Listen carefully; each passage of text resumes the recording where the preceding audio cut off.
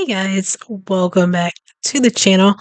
Got a video here from the Tim Traveler, and it is why London had an extra underground line just for mail. So I'm wondering if it's like a mail tunnel or even maybe possibly like a mail train that ran underground. I know that was a thing actually here, or well, at least in New York City at one point, and then I think it got to where it was like too expensive to continue running, and it just kind of was um, obsolete. But yeah, I'm absolutely interested in learning this. As you guys know, I find history and tunnels and all that stuff very interesting, so I'm excited for this one. I will link his video in the description. So be sure and check out his page. It looks really super interesting. And I will also put some links in the description to Patreon and how you can support the channel here on YouTube by becoming a member or even with a one-time donation. But let's go ahead and check it out. Hello and alright everyone, it's September 2021 and I'm in London and I've come here to travel on an underground line, but not just any underground. Was yours little post office boxes like do they look like the British red telephone boxes? That's cool. Line.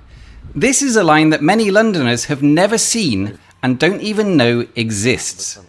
Because for 76 years, underneath the street right here, there was a private underground railway that never appeared on the tube map. It had its own trains, its own tunnels, and its own stations, but you could only travel on it if you were a mailbag. And although the line closed down in 2003, a few years ago a small section was reopened as part of a new museum, opening. This is super cool. So one, it lasted I think way longer than the New York City ones. I think they had like tubes, but they also had like the little tiny like subway trains that would go through that was just for mail. Very similar. What I like about you guys, and you do this with some of your abandoned train stations too that are still in existence, is that you like turn them into something for the public to at least go check out, like for the historic value. That doesn't get done a ton here. It's unfortunate. Opening it to the public for the first time. So I've invited my friend Amy, who was already in town today for a Hidden London tour and didn't need much convincing, and we're going to take a ride on it. You're going to be here in about 10 to 15 minutes. Nice one. Welcome to Mailrail, also known as the Post Office Railway. Looks like a ride.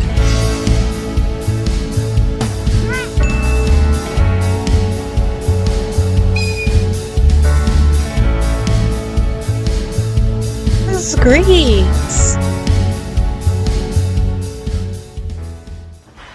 This is the Mailrail train, or at least it's one of the new ones that's been built to carry passengers for the museum. But because the system was designed for mailbags and not people, space is going to be tight. So our first task is to store any bags we're carrying in the lockers provided. Filming and doing things at the same time. I believe I could have helped. With that done, our second task is to try and get the front seats on the train without me creating an awkward social situation. You can try and sit together here, and if it's a bit too much of a squeeze, I can get you guys to sit at the front instead. Is it alright if we go at the front? Yeah, if you decide to go at the front. Thank you. Yes. Now thinks that you're just like, yeah, my girlfriend's really fat. Can we go? Rather than you've just offered us the possibility of going at the front of the train. Obviously we're going to go at the front of the train. Yeah. Well, 1 out of 2 isn't bad, is it? And I did check that there weren't any kids waiting behind us who would have really wanted to sit at the front. So, as we set off into the tunnel, we have got ourselves some nice first row seats with a particularly good view of the back of the driver's head. Hello and welcome to Mailrail. You're about to explore some of London's hidden underground postal railway. The route that the museum takes you on is a round trip starting from what used to be the maintenance depot down into the platform of an abandoned station, around a loop at the far end, back through the other platform of the station, and finally returning to where you started in the depot. And as we enter the station, we pass by one of the old mail trains that was left behind when the line shut down 18 years ago. Wow, So that's why cool. did London build an underground line just for the mail? Well, the station is called Mount Pleasant, and directly above us here is the Royal Mail's enormous London Central Mail Centre. And yes, Central, that really is Centre, what it's called. At the beginning of the 1900s, Why is there this a had become dartboard? one of the busiest sorting offices in the world. And that began to cause issues. The problem was that mail arriving by train at Paddington in the west of London or Liverpool Street in the east had to come to the sorting office by road. And even in 1911, London already had serious traffic congestion. This led to major delays delivering the mail. And this was the days before emails or even widespread use of telephones. The mail was important. A report came out concluding that London's traffic speeds would never surpass 10 kilometres an hour, while an underground train could do more than 50. This convinced Parliament to approve plans to build a railway. The proposed line was 10 kilometres long and connected the two railway stations, the administrative headquarters at King Edward Street, the main sorting office here, and a string of smaller sorting offices, for a total of 8 stations between Paddington and Whitechapel. The route ran more or less parallel to what was then the Central London Railway, or what we now know as the Central Line, with a small detour for Mount Pleasant. And bonus fact, back then the Central actually had a station called Post Office at King Edward Street, but that was later renamed and became St Paul's. The project went ahead in 1915 and construction was almost immediately hit by delays, not least because it was the middle of the First World War. But the system eventually opened on the 3rd of December 1927, just in time for the Christmas post. The railway was fully electric and fully automated. The trains had no drivers.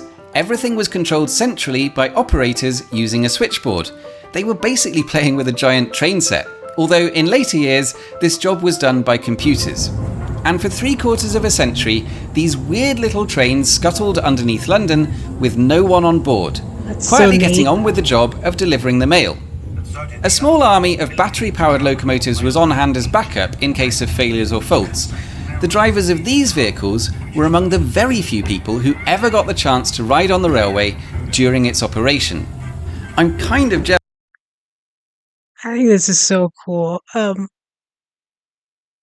One, if any of you worked for the postal office and like knew about this, let me know in the comments. Let me know any extra details that may not be mentioned here. But two, like I am amazed that it ran until 2003. Just with email, with phones, and just there not being like a ton of mail going out even at that time. I'm just shocked that they still had it going till 2003. That amazes me. But as Amy helpfully demonstrates here, those cabs were not exactly luxury accommodation. Was it everything you dreamed of? The line changed relatively little over the years, although it gained one extra station in the 1960s after the Western Delivery Office moved from Wimpole Street to Rathbone Place, requiring a small diversion from the original route. But I think this was the last time the Royal Mail opened a new sorting office in central London.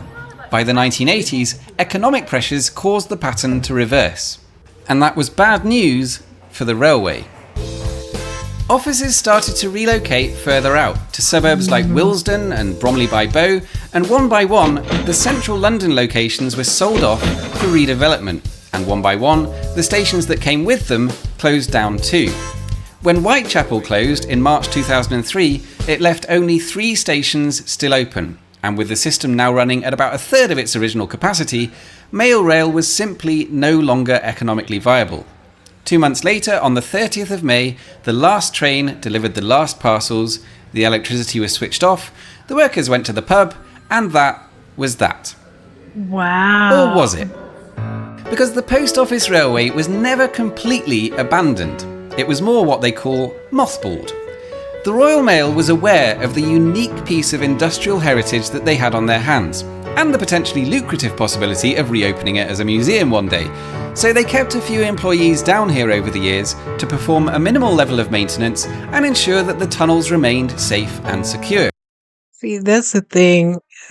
Like, as you guys know, if you watch some of my other videos, especially ones about like subway and tunnels, like I like this stuff. I watch a lot of it. Um, I haven't watched a lot of the British ones except with you guys, but like I do watch a lot for like you know for New York and stuff.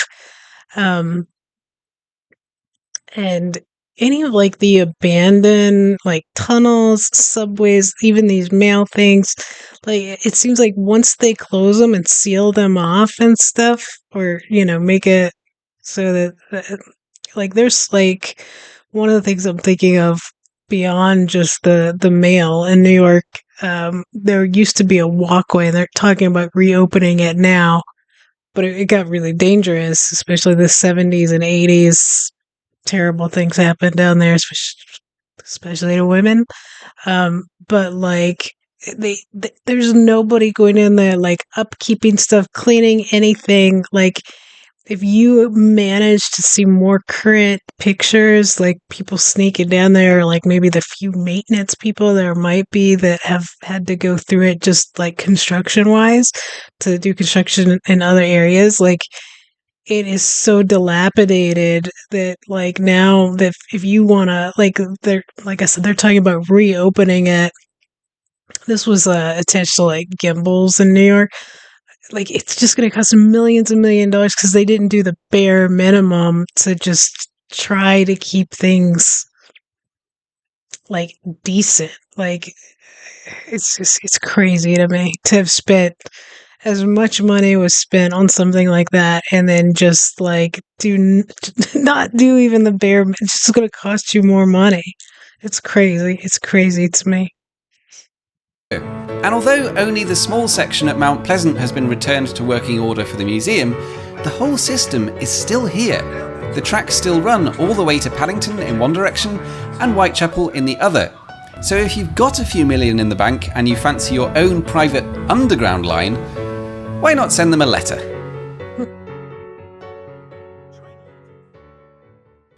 If you'd like to ride the Post Office Railway and you're not a multimillionaire, an adult ticket costs £16 in advance online, and there are reductions for children and disabled visitors.